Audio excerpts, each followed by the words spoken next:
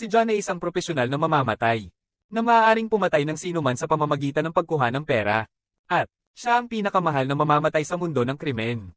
Matapos kumita ng malaki sa kanyang trabaho, nagretiro na ngayon si John. Dahil gusto niyang mamuhay ng relax kasama ang kanyang asawa. Ang pangalan ng asawa ni John ay Natasha. Isang araw, sabi ng asawa ni John, na makikipag-hangout ako sa isa kong best friend, Nora, ng ilang araw. Kaya gusto kong alagaan mo ang stepdaughter niya. Dahil tuluyan nang nawala sa kanya ang kanyang ama. Pagkatapos ng diborsyo, Sangyan ang pangalan ng babaeng iyon. At siya ay 17 taong gulang. Marinig ito, sinabi ni John na 17 taong gulang ang dalaga. At kaya niyang alagaan ang sarili niya. Pero sa paulit-ulit na puwersa ni Natasha, pumayag si John na mag-babysitting ng babaeng iyon. Ngunit sa loob, hindi niya gustong gawin ito. Kasi, ayaw niyang magtago ng hindi kilalang babae sa kanyang bahay. Sa susunod na araw, ibinaba ni John ang kanyang asawa, Natasha at Nora sa airport at sa gabi. He pick up Songyan sa isang coffee shop.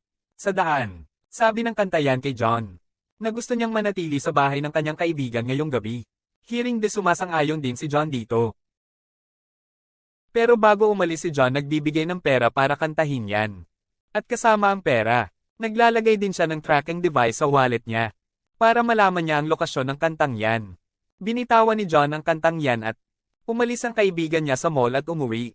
Ngunit sa kalagitnaan ng gabi, tawag ni Songyan kay John at sinabing na siya ay matinding sakit sa tiyan. Kaya mabilis na pumunta doon si John para tulungan siya. Pagdating ni John dito pagkatapos mawala ng tulog sa kanya, nakikita. Nakakatuwa ang kantang yan kasama ang boyfriend niya. Nakikita ito. Galit na galit si John sa loob. And realize na nakatiklop na yung kantang yan. Para makauwi na siya kasama niya. Tanong ni John, "Sir, napupunta ka sana sa bahay ng best friend mo." Pero hindi sumasagot si Sangyan sa sinabi niya. May kachat kasi siya sa phone. Ngayon nakikita ang lahat ng mga bagay na ito. Galit na galit si John sa sarili niya. Pero pinipigilan niya ang galit niya. Hiniling sa kanya ni Sangyan na umalis. Iniimbitahan kasi siya ng isa pa niyang kaibigan sa bahay niya. Ngayon ay nagsimulang umalis si John. Ngunit, nakikita niya ang batang-bata na pupunta sa isang lugar kasama ang kanyang kasintahan. Naiintindihan ni John dito na tinupi siya ng batang-bata. Again, John sees some girls dito na lasing. Nakikita niya ang lahat ng ito na pagtanto niya ang kanyang responsibilidad.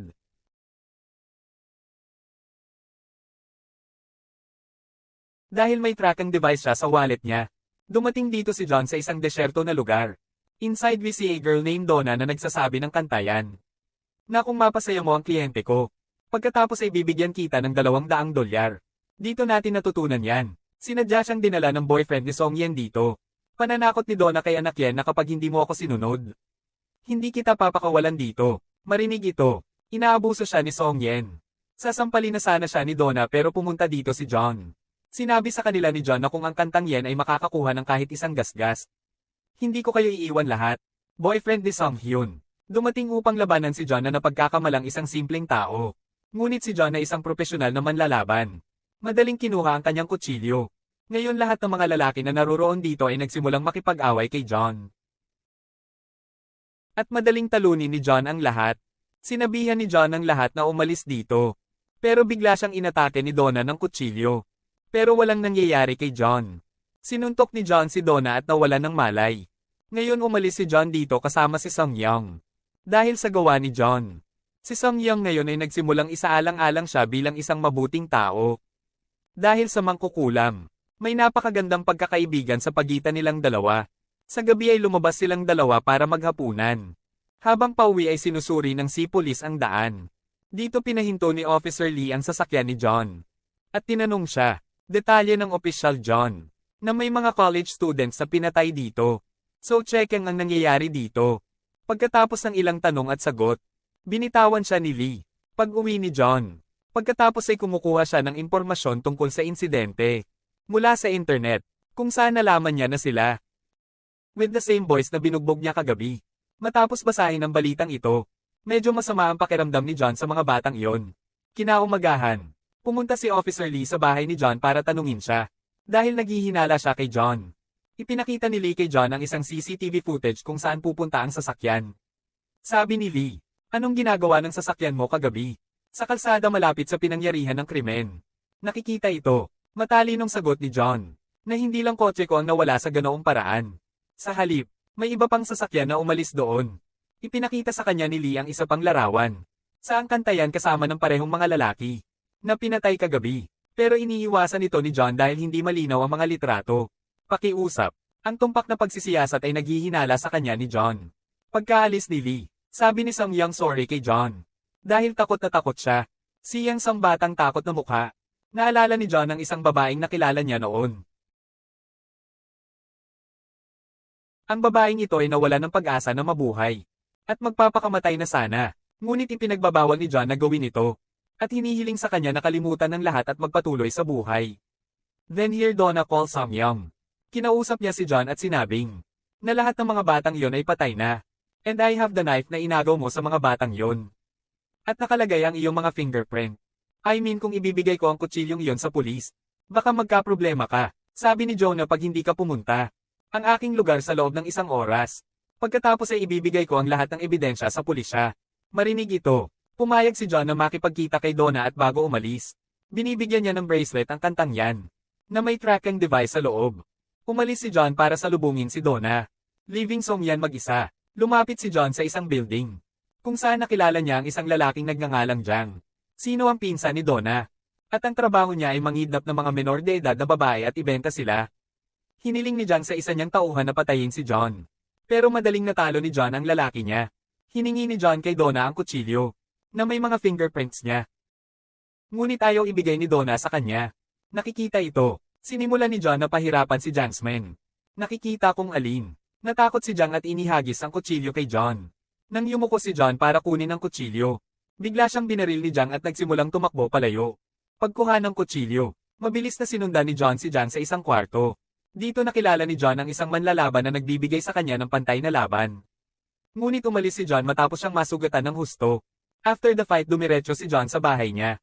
Pag-uwi niya, he learns na maraming tao ang pumunta dito, who have kidnapped Sung Yan.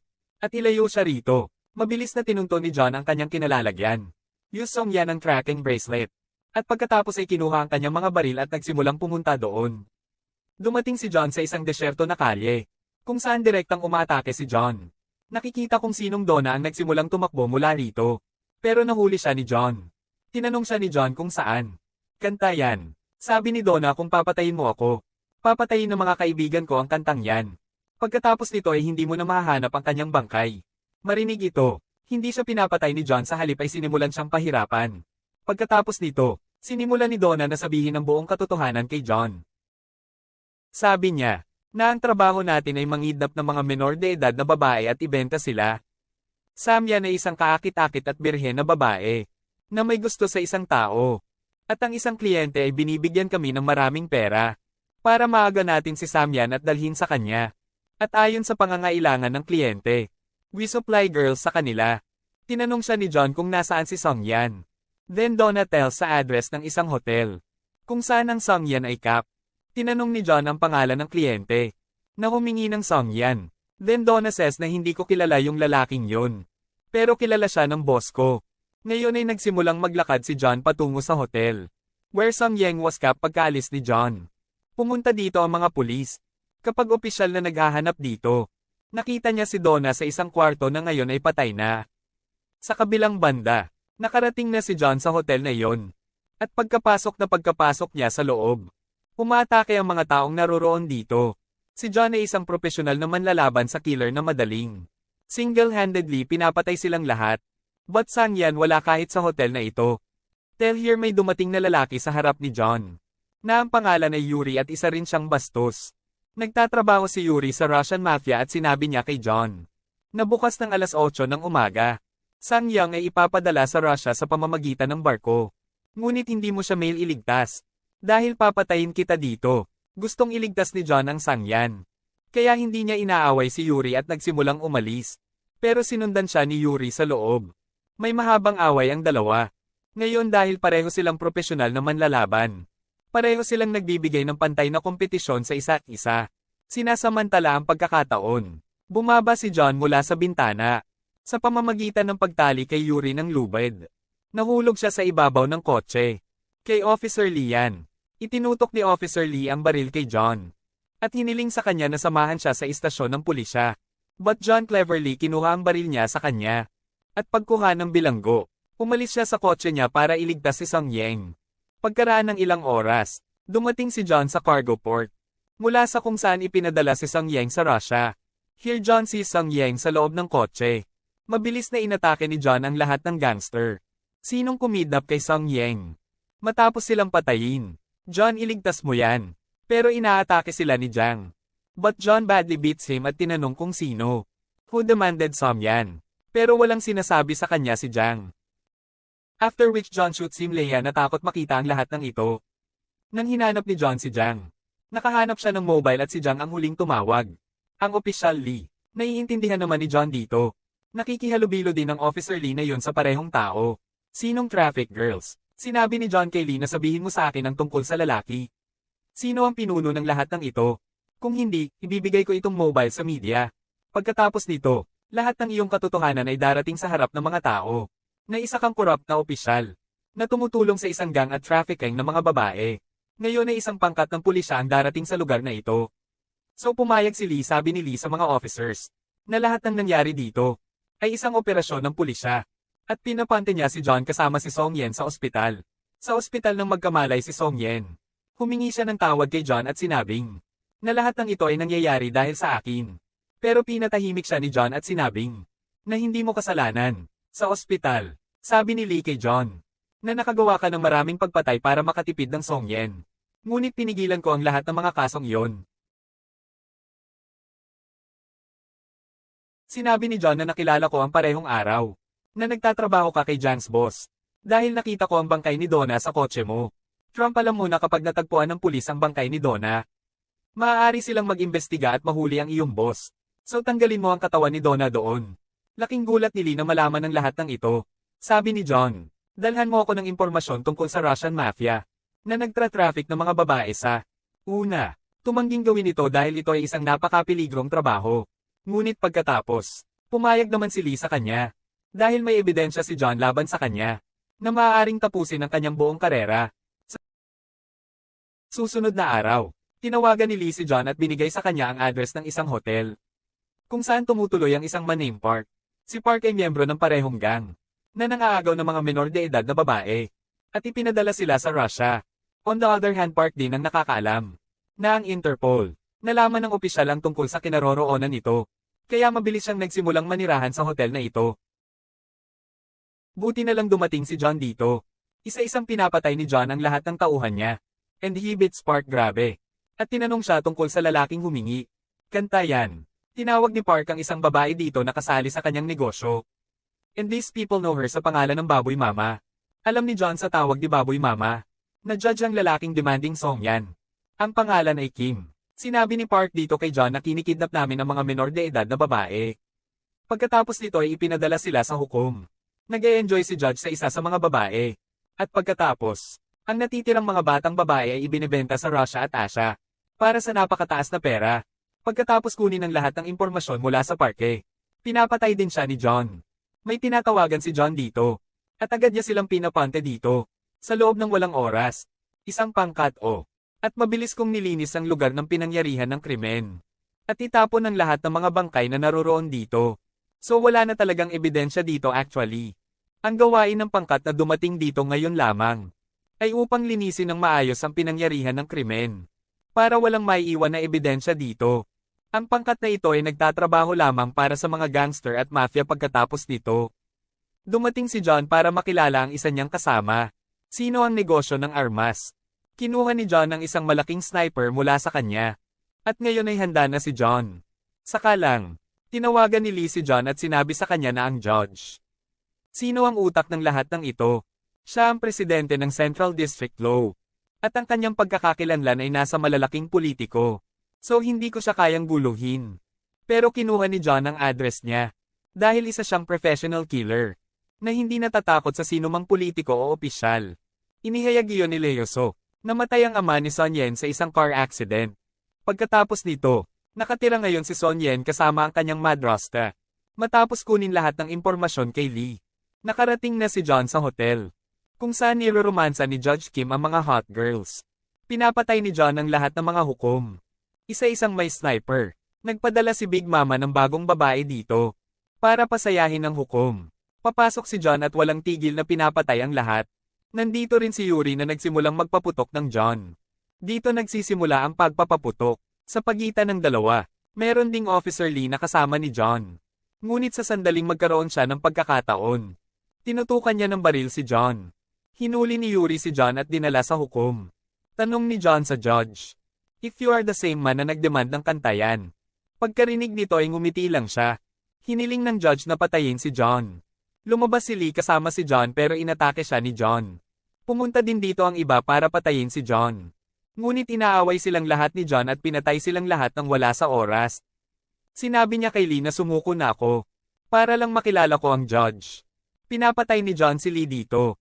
Then Yuri comes here at sinimulan siyang paputukan. Isang mahabang away sa sa pagitan ng dalawa.